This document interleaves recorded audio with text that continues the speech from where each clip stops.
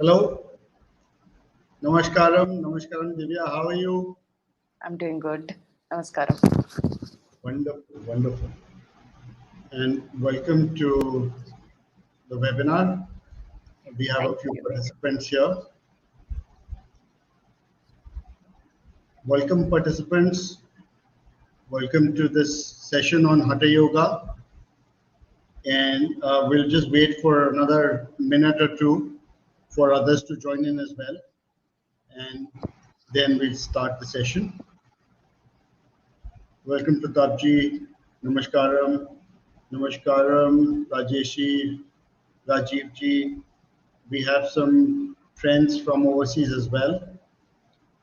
And so we'll have to stick to English, Divya. Okay, sure. For their benefit.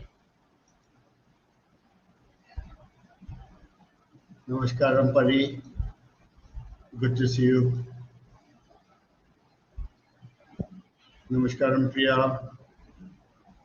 Zina ji, welcome. Rashmi ji, welcome. Shruti, Shrutika. And okay, so while people join in, I'll quickly first introduce myself because my introduction isn't that important as yours is. So let me get my introduction out of the way. Those who know me, fantastic. Those who don't know me, I'll just quickly introduce myself. I am Mohit Aggarwal. I'm blessed with 4 children, a son and a daughter, and 2 non-humans. One is a Labrador and the other one is an escapee African grey. I'm a follower of Shiva. Professionally, I'm an experiential ecotourism specialist with a deep love for nature. I help people travel to some wonderful places in Asia. I'm on the board of Asian Ecotourism Network, and I've been trained and certified by GSTC in sustainable tourism. I'm also the founder of Asian Adventures, a 27-year-old travel outfit. It's now 28 years. It's the largest and #1 bird watching tour company in India. This company is on a large mission to help Asian elephants with their corridors, free the Himalayas of plastic waste, help small wildlife NGOs, and conserve the ancient Himalayan temples. So my journey about Hatha Yoga is almost 9 years old, and I haven't been very consistent in the past, but in the last 2 years, I saw the importance of Hatha Yoga, and I wanted to reinstate it properly. So I went to Shivananda Ashram, where I met great stalwarts from other parts of the country and other parts of the world. And I managed to reinstate Hatha Yoga over a few months when I stayed there. So those people, a lot of us, we say, but why yoga, So I'll give you my experience, why yoga. I'm not going to go into details because I'm not a teacher, nor I'm an expert in teaching. So I will tell you what happened to me. Gymming was okay, doing 10, 15,000 steps was okay, weight loss was okay, all of that was okay, right? But somewhere down the line, there was no completion. There wasn't something that I could build step by step for myself. And I would fall off every now and then from these gymming exercises or be out of breath, and it never improved my lung power really. It did improve my muscle structure and all of that, and some weight loss happened. But there was something which still rattled me all the time. And then I went back to my condition in 2013 and 14, where I was literally obese and I'd lost like 30 kilos in about 6-8 months. And I'd become so fit. Not just fit, but many things would happen in terms of my experiences of life. So I'll quickly relate some experiences that happened to me in the last few months. And it'll be interesting for you to know, I'm just opening up my file so that I will tell you more about this. Oh, before I forget, sorry, let me just introduce Divya to you quickly. So Divya is here, a person who I highly respect, and I know her because of her ability to teach yoga in the correct manner, and her understanding is very, very deep, and which is why she's here today with us. So Divya Naveen has 8 years of teaching experience. She's MSc in yoga therapy, International Yoga Teachers Training Certification from Swami Vivekananda University. That's SWAS SVS. SDY. Yeah, SVS. yeah, that's where she's got it from. And many other short-term courses with Dr. Rob Lampert, a chiropractor from Italy, and special courses on anatomy and yoga for spine, shoulders, and specific ailments like Scoliosis scoliosis. and many more diseases. Yeah. Right. Okay. So practicing Ayurvedic lifestyle, and she's completed Ayurvedic wellness course from Shivananda and Dhanvantri Ashram. She's a student of Vedanta. She got into the practice of yoga to overcome her ailments and realized with yoga you can overcome nearly everything. And took a journey in yoga to help others to find the same balance in body and mind. She's taught more than 500 people already. Okay. So Divya, I'm going to just quickly continue with my experiences to tell them what happened to me. And um, after I finished my yoga sessions from Shivananda Ashram. So recently on a trek, when I was on a trek, I realized that because of my stomach muscles and my leg muscles and my stillness and the balance that I was having, I could manage long treks without any fatigue. In fact, this was the first time where I was helping other people on treks and holding myself on the ground and handling them to walk ahead of me.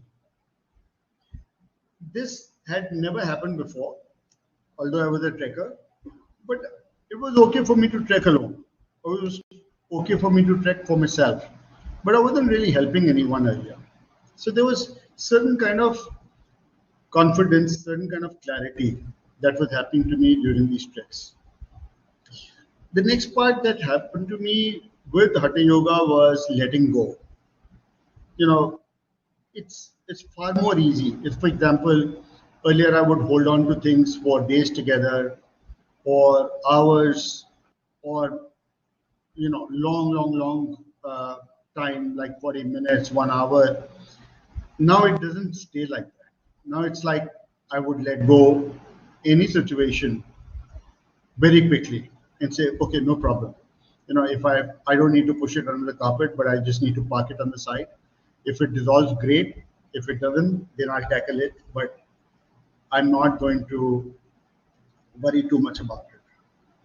Also, I find myself helping more people than earlier on. So that sort of happens because there's a certain amount of clarity and there's stillness. I can sit back and I am not reacting that much. I am not. If I react, then I react within myself and I say, okay, take a step back. Don't worry about it. So there's a certain amount of stillness. And I also, if somebody is doing something wrong to me, I'm not judging that much. And I'm sort of saying, oh, naughty boy, naughty girl, you know, trying to do this to me. And I might just laugh over it. So there's certain kind of balance. Also, there's weight in me. There's a state of waiting in me. Like how my guru says, be like Nandi Bull. What is Nandi Bull doing outside Shiva temple? He's just waiting. What's he waiting for? Nothing. Till when will he wait? For eternity. For what? Nothing. Just to be in the state of waiting. Just wait. Not for anything. Not for anything to happen. Just be in the state of waiting. Understand that what state are you in? आपकी स्थिति क्या है? You know, so what is the state? Then my flexibility and strength, which I talked about, you know, spine, legs, sitting in Asana for a long time. You know, of course, my knees hurt as well, but I can sit, you know. And then body awareness. I've been talking to my limbs. And some people, you know, my mother would say, who are you talking to? I said, I'm talking to my toes. One is called Ramu and the other one is called Shamu. So what, you know, have you gone mad? I said, yeah, probably. So small things like that. Also, the meditative process, you know, and when I open my eyes, sometimes they come up with ideas that I'm like, my jaw drops. How did I come up with this idea? So clearly there is higher IQ. Well, I don't know about IQ, but I'm sure that it's given me a larger perspective and much wider view of life than where I was walking, and more focus as well. So these are some of my experiences because of Hatha Yoga.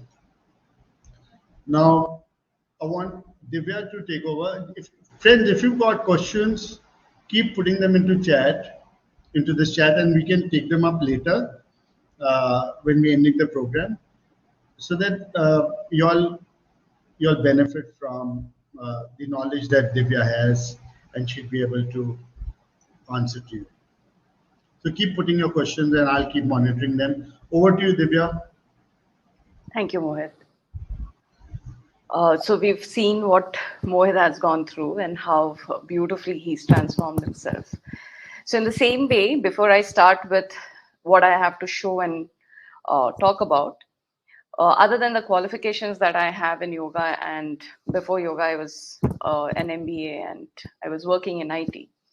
So the journey of yoga began with an ailment. So today's generation, when we look at, there's hardly anybody who comes back saying that, okay, I'm absolutely fit and fine. There's aches, there's pain, there's, if not physically, there's something mentally. So when I was in a state, I had a condition, and I was working with it with a lot of medicines and different types of medicines, allopathic, Ayurvedic, and many other medicines I've taken. And I realized that nothing really works 100%. And then yoga happened. And I realized, or I actually felt so healthy from a bedridden state. Today, I am absolutely healthier and, working throughout the day from morning 5 to evening 10 without an exertion. So to reach this state, what helped is what I'm going to teach when you guys come towards, our yoga retreat. So here I'll start with the presentation that I've jotted down a few points. So all of you can also look at it. So one second. Is it visible to everyone? Okay. So this, I'm not really explaining it up. Let's go to the next slide.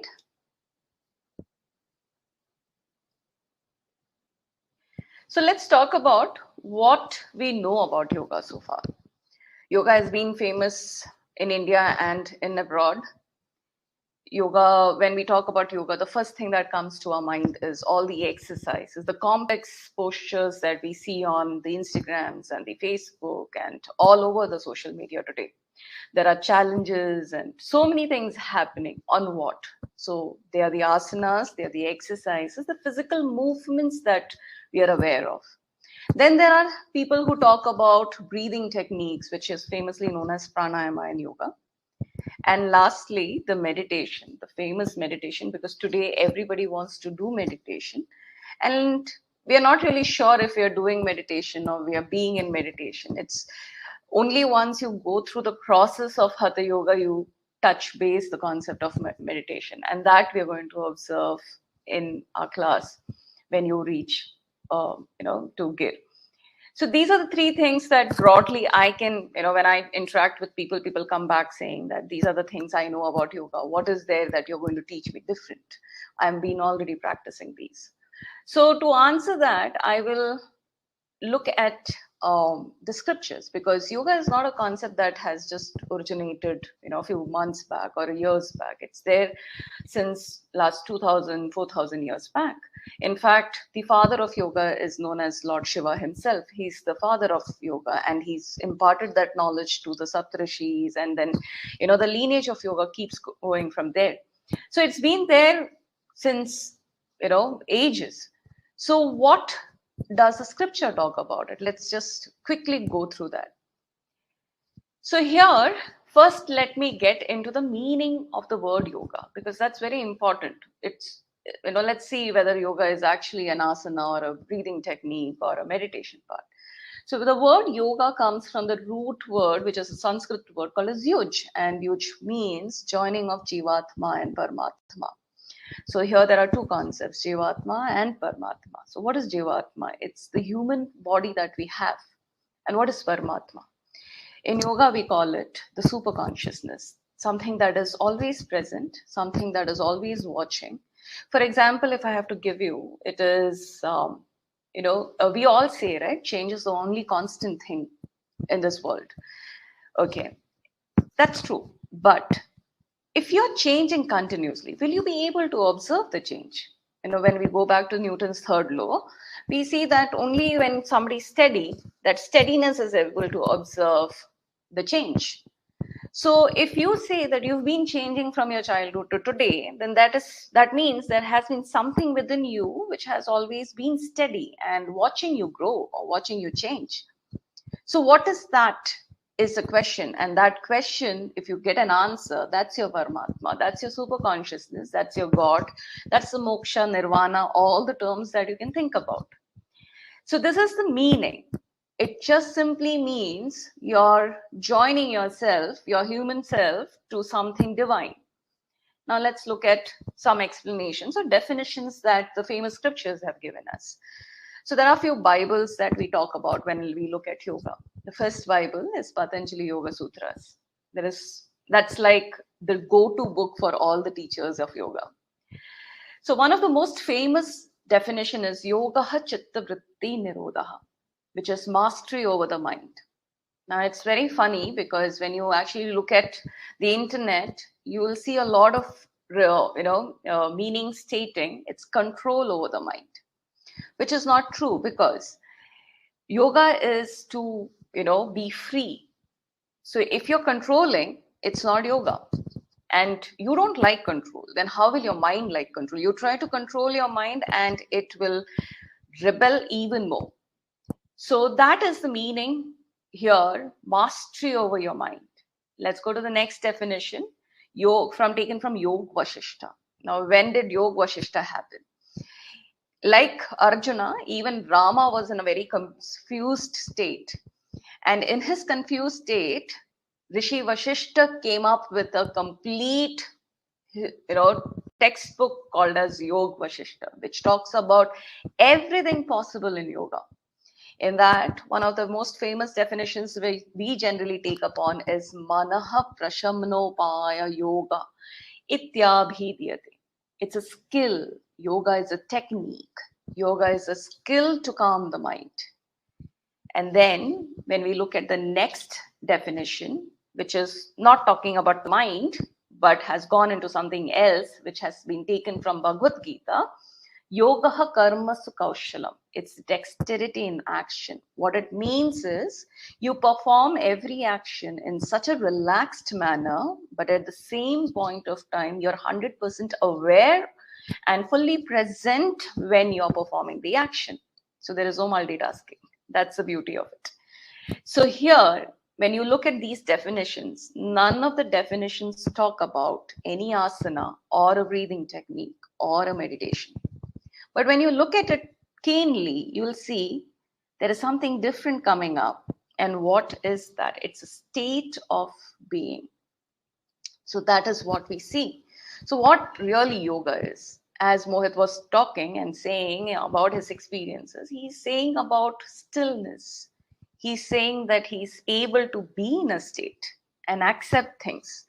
And that is what yoga actually teaches you.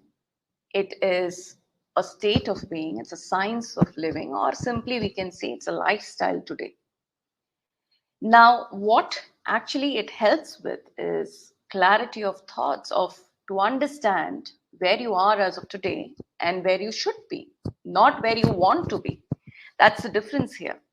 Yoga will not take you where you want to be, but it will take you where you should be, and that should be will make your mind body in a complete harmony. I really like this one statement which Swami Vivekananda says, is that yoga is a systematic conscious process for accelerating the growth of a man in his entirety and learns to live in a higher state of consciousness. In short, what it means is it helps you compress your evolution time. So what does that really mean? Every human, every day, we only walk towards progress. We only walk towards growth. We are not really looking at deterioration. Okay, we might feel somebody is getting deteriorated, but that's not true. Every moment, there might be ups and downs, but every 5 years down the line, when you see, you've only progressed. We are all progressing.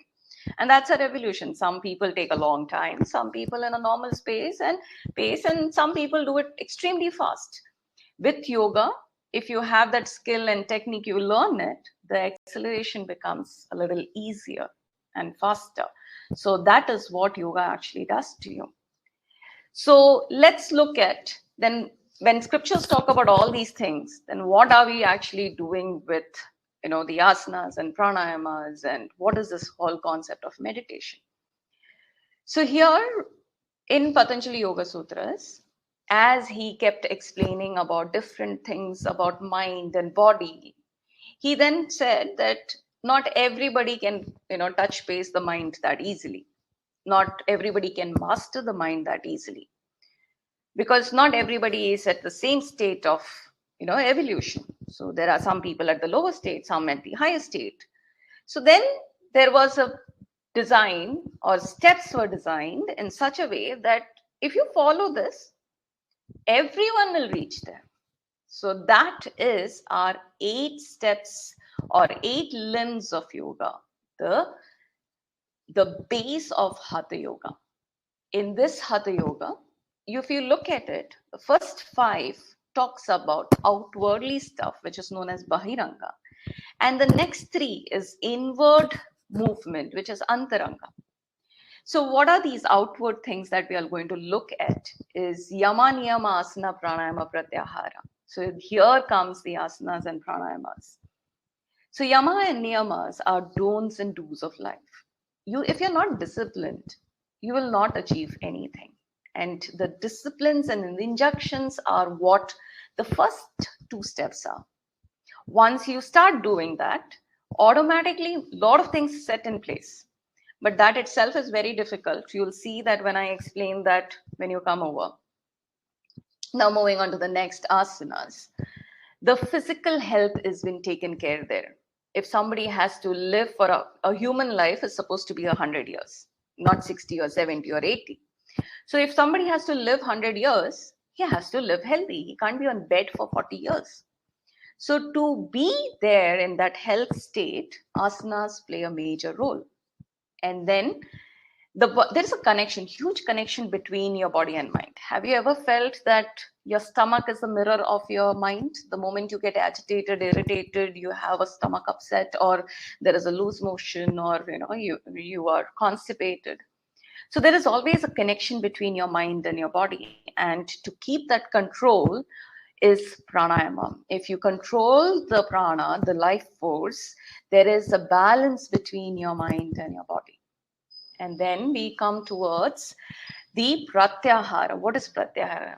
In simple terms, when we explain the meaning, it is just restraining the senses. You close your senses, don't allow the outward things to get inside you. But how can you do that physically when you look at? There are techniques explained in our Upanishads, our scriptures, in which It's simple terms. If I have to explain, I will put it at this way. You eliminate all the unwanted stuff, that baggages that you're carrying, and then you're so decluttered that there's so much of space to move forward, to focus. And the moment you start doing pratyahara, you reach a state famously known as meditation. Unfortunately, dharana, dhyana, and samadhi, all three are known as meditation. But there are individual meaning to it, and you always go step by step. You can't enter into a super consciousness state just like that unless you're a blessed being. So, how do we go about with it? We learn techniques to, once you have decluttered the baggages, you reach a state where you can actually focus. And from there, when you learn to focus, initially you will see that, oh, you're sitting for meditation and you focus. Then suddenly there's some thought, and then there is a party happening, or there is something somebody said, and that starts agitating you. But when you start practicing it correctly, if you have done a good pratyahara practice, that agitations will not disturb your focus. And slowly one day, from focusing, not focusing, focusing, not focusing, you'll be able to focus a little more and more and more and more. You reach a state of dhyana, the famous meditation, concentration, one pointed awareness, and in a very relaxed state. So that is where your dhyana happens. And then super consciousness, or the word samadhi, it's not dying. So a lot of people think that samadhi means, oh, you're leaving your body. No, that's not true. That's mahasamadhi. Samadhi means sama and dhi. Sama means equanimity, and dhi is your intellect. So it's a balance in your intellect. Your right and the left brain starts coming into a neutral state where you can accept everything. So, in short, if I have to say, it is like a defocusing. You're focusing in dharana. In dhyana, you're deep focusing. And when you reach samadhi, you're defocusing, which means you are able to see, focus on something. But at the same point of time, you're able to see everything around you, accept everything around you without any agitations, without any disturbance. And that is what samadhi is all about. So this is what our 8 limbs of yoga talk about. Now, how am I going to explain this when you come over is, what are you going to learn? So when we're going to start, we're going to first start with understanding your body. As I mentioned that I've been practicing yoga and Ayurveda, I realized that they go hand in hand. They are not separate beings. Both are signs of living.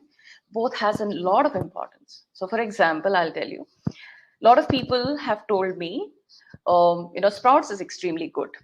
Today when we look at diet, sprouts has been spoken about a lot of times. But some people end up getting bloated after eating sprouts.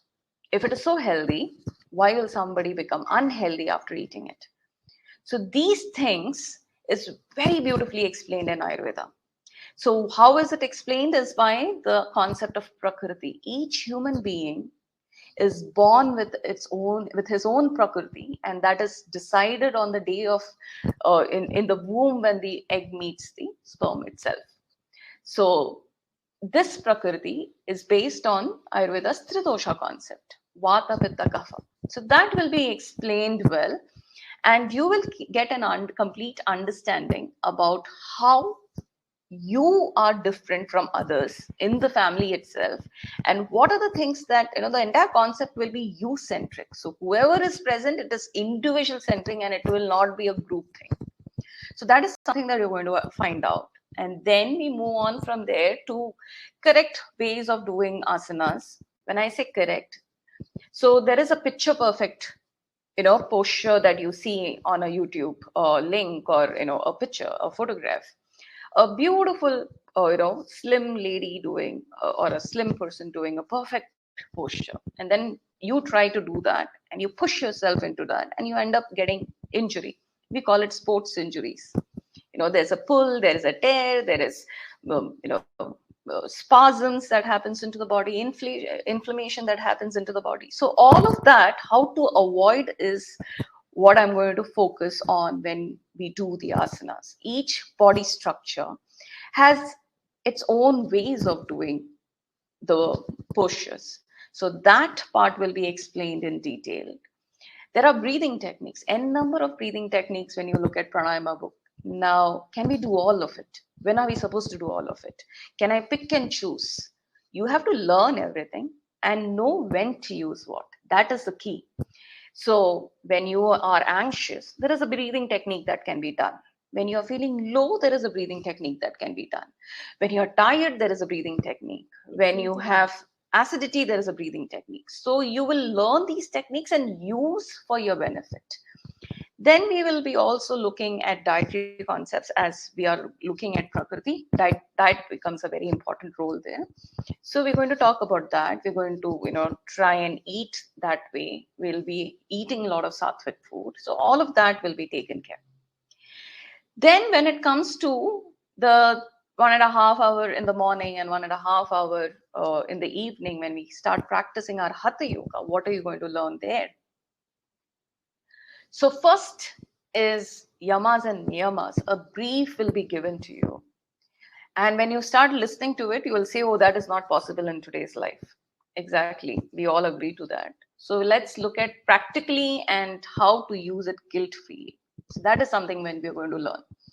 Then we will identify as we do our postures, what is the intent behind doing a posture? Why am I doing something? If I'm stretching my arms up, why? What am I expecting out of that moving the arms up? We'll look at those aspects and we'll perform it that way as per our body structure. We're going to, as I mentioned, we're going to learn the breathing techniques. We are going to learn Pratyahara practices. There are n number of practices in the Pratyahara list, which will help you eliminate wrong thoughts, divert our mind to the correct thoughts, understand how not to, put things under the carpet, how to learn to accept things, how to understand the concept of the every moment is inevitable. All of those things will be happening in Pratyahara. And then few minutes in the day we will be sitting for our dharanas and dhyanas, and from dhyana to samadhi is your natural process. You will automatically reach there once you practice it regularly. Now, what are you going to take back once you learn all of this from us? So, with respect to your physical body first, Hatha Yoga, there is nothing better, for your strength. The moment you start holding on to postures, you'll see how the strength increases. The joint stability practices will help you understand how to improve your flexibility without getting injuries. When you start doing all these things, all your inch losses, weight losses will naturally happen. And you will be aware about your body so well that you will know that, okay, if I move this way, I'm going to injure myself. So it will be an injury-free fitness class. And overall, you will see the aches and pains and discomforts of the body is gone. Then there will be a lot of personality development that you can look at. We call it mental development, improvement in your focus, concentration, enhanced confidence. And what happens is when confidence goes up, generally, people lose in touch with the humbleness. So here you will see when with our pratyahara practices that you will be confident enough, at the same time you'll be humble. Increased willpower, because if you have to stay in, you can't stay in without willpower. So automatically all of these things will be taken care of. Emotional stability. There are a few practices that we'll be teaching there, which will help you understand that what is the meaning of intensities of emotions, how we react and not respond. And these practices will actually help you to neutralize these intensities, bring clarity of thought. And, as I mentioned, acceptance is, in true sense, not making compromises with the mind, but actually learning to accept the situation as it is. These are the things that you're going to take back with yourself. And much more, actually. It's just that if I had to put down onto points, these are the things that I was looking at. So with this, I will end, and we can move on to question and answers if there are questions. Is weight gain? There's a question by Rajesh where he says, "Is weight gain possible?" Yes, weight gain is definitely possible. In fact, there are breathing techniques that you can practice for that. There are mudras that you can practice for that. And one very important thing is that once you learn about your prakriti, you will automatically know what to eat and how to eat. That will help the absorption of nutrition. If your body weight is already in the BMI, then we don't require a weight gain. But if it is not, then these changes will automatically bring in weight gain. Okay, and then yeah, so Payal is saying, especially during critical days, stomach acts funny. So when you were mentioning. Okay, so I'm assuming you're talking about periods. If I'm not, uh, if I'm wrong, let me know. But if it's that, stomach acts funny, which means you feel bloated and a lot of things. So for women, yoga plays a very important role during menstruation time, and it's a very important time because it's the it's a seed of Srishti. So during that time, a lot of people say that you're not supposed to exercise. A lot of people say that you should exercise, and it does not matter. I'm a very active woman. I can exercise as much as I want. So there are two ways of thinking, but neutral is the key.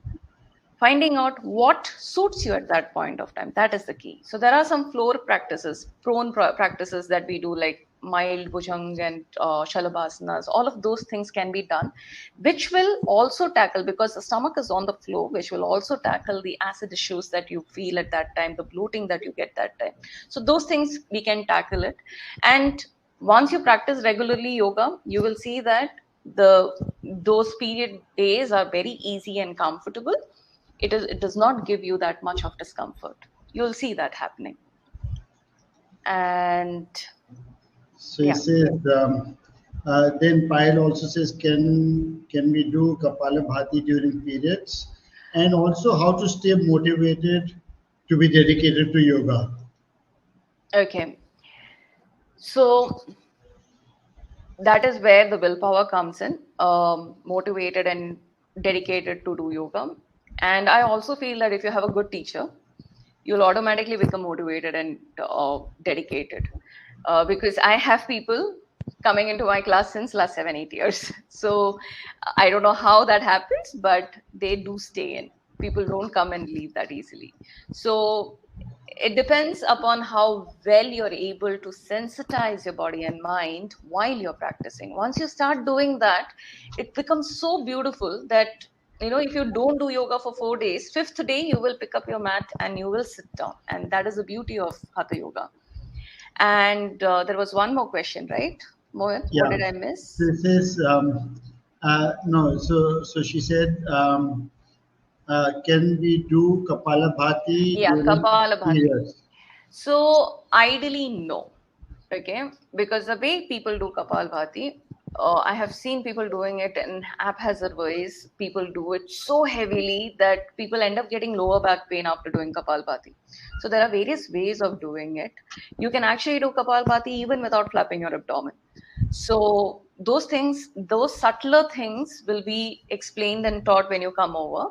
But if you're flapping heavily, you should not do. If you know how to do the diaphragmatic movement, because that is the key in Kapalbhati, if you know to do that, then you can do it. But you can skip Kapalbhati for 5 days. Nothing will happen.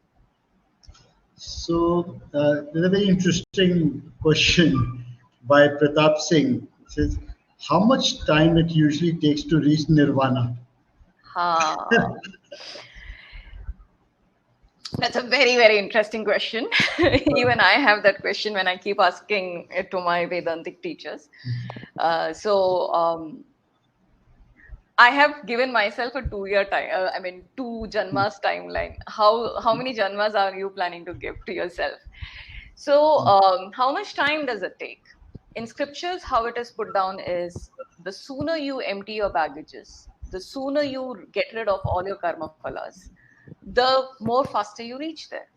So, do you have the ability to take off your karma phalas? Is the question. If you learn that and if you follow that, this janma is good enough. So there was a question that was no. So a husband asks, tells us, the wife says, oh, my husband and I, we are engaged for 7 lifetimes. He said, yes, yes, absolutely. This is my 7th lifetime with her. So, okay. So Rajesh says for a person who's 58 years, weight gain is the issue. Someone who's always been underweight. Can one can one have or gain weight because of, with yoga? Okay, so 58 years is a very key part. Okay, 58 means the person has already entered into the period of Vata as per Ayurveda. So here, naturally, the weight is supposed to be less. It should not be, more, because the less weight you are having, you will be more healthier towards the life. But in case there are difficulties and requirements, we can just look at it in person. This is not something that unless I see the person and I understand the history of the person in terms of medical history and lifestyle and all of that, we can't really comment on that. But the age plays a major role. If somebody is in their pitta kala, which is like around 40, till 40s 45s, then definitely there can be possibility, but it depends upon what your medical history is. Excellent. So, friends, we've got 2 programs running. One in Jageshwar, which is in June, and the other one is in July in Gir National Park. The reason we are doing these programs in these places is because they are highly energized. Gir is a national park where we have a lodge in the middle of an orchard, right next to the jungle. So a lot of wildlife happens there, and July is a good time because it'll be raining. It will be monsoon time. The energy transfer is huge. So we've decided to do one retreat there with Divya in July. And there's one which is happening in Jageshwar, which is a Himalayan spiritual lodge, which will happen with Amarana from Isha. And so I've just sent you the offers. If you can open these files, you'd be able to see it. Uh, and then I've also shared some files with you, which you can download and keep them with you for future reference. Anyways, we'll be sending out information to you about these 2 retreats. In in Gir, the retreat will be led by Divya. And if you've got ailments, problems that you want to sort out, whether mental or physical, you could chat directly with Divya, and she'd be able to guide you to prepare adequately if you're coming for the retreat. And and I'm free to take in more questions regarding logistics, how to get there, how will it happen, all of that. Priya is sending some links here on in the chat, which you can open and later you can save them. And you'll also get a recording of this webinar tomorrow. And so you'll be able to revisit this or share it with your friends if you like. And we'll be uploading this onto YouTube and we'll be sending the link also. So these retreats are 6-day long retreats. And I think the one in Jageshwar is 5 days and the one in Gir is for 6 days. And and it will cover many other activities besides yoga, besides food and Ayurveda and all of that. There'll be a lot of fun. Like, for example, we'll go out for nature watch. We'll look at insects, butterflies, plants, birds. We may even go out for safaris or treks up in the hills. So if you download these links, you'll be able to see that each retreat has a lot to offer. I am on this journey only because it's my guru's wish to bring yoga to as many people as possible. Of course, it's a little business for me as well, but the idea is that we all need to be absolutely healthy in our minds and our body to be able to live this life beautifully, and which is why I'm doing this. So besides this, I run tours, wildlife tours, nature tours, other things. but this is something which I've been wanting to do for a long time. And I've been conducting a program called Shiva Walks up in Jageshwar. And the reason I've been doing that is because I could just guide people to start their inner journey. And every time I've taken people up there to Jageshwar, I know that people have got aligned and they've gone ahead and they've found their path towards their inner journey, whether through a guru or on their own. So, yeah, Rajesh, absolutely. So Priya will be sending you these links through email as well. And so you don't have to worry about storing anything right now, because some of you might be on mobile phones as well. So that's how it is right now. And I will just send this again for you to see. And there are these files that I'm sharing, which you can just download and store in your computer. Otherwise, feel free to ask. And so this is the first time we'll be doing it in Gir. And we plan to do this every second month in Gir till December. Then we'll again restart sometime in February or March, and we'll keep you updated with the schedule as we go along. So get on with this journey and then, make a difference to your life. It's just so simple. I think life is not so complicated as we make it out to be. It's just so simple. Sometimes you just have to travel long hours. That's about all. But barring that, and we're struggling with money and relationships and success and all those things. I mean, who doesn't? But at the end of it, we continue to get there. And if we can get there without these inhibitions, without these barriers, we're just in such a good space. Isn't it, Divya? We've just done a holiday together. She was there with her family in Jageshwar. And another student from Shivananda Ashram, who was learning Ayurveda with us, was also there. And it was so interesting to discuss, what is happening in Grisham Ritu right now. So, with vata accumulation or with pitta prakopa and all of that, and it makes all the difference. If it's in Ayurveda, they tell you that if your ahar is correct, then you don't need aushti. And if your ahar is not correct, then you will need aushti.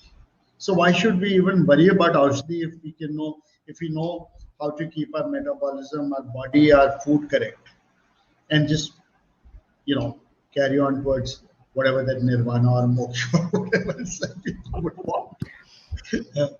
Yeah. Thank you, Aisha. Thank you, friends. If you've got any more questions, feel free. Divya, can you just give me your number? I'll just type it right here so people can then send you WhatsApp messages also. Yeah, I'll just type it here. Just I'll just put it up in the chat. Yeah. That's my number. So that's Divya's number, and this is my WhatsApp number for all of you to get in touch for any information, irrespective of whether you're coming for the retreat or not. Yeah. Just feel free to contact us for anything that you need to know. I may not have all the answers, and Divya may not have all the answers, but it'll be so good to hear from you and take on your questions. So it's Aisha. Her number is 9632 12 7755, and mine is 98 111 2422. Don't worry, I'll WhatsApp it to you or I'll email it to you. Thank you, friends. Namaskaram and Namaskaram, Divya. Thank you for being here. It was lovely, and love you all. Bless you all. Have a great time ahead, and start to meditate in whatever way that you can. It makes all the difference. Thank you. Thank you so much. Namaskar.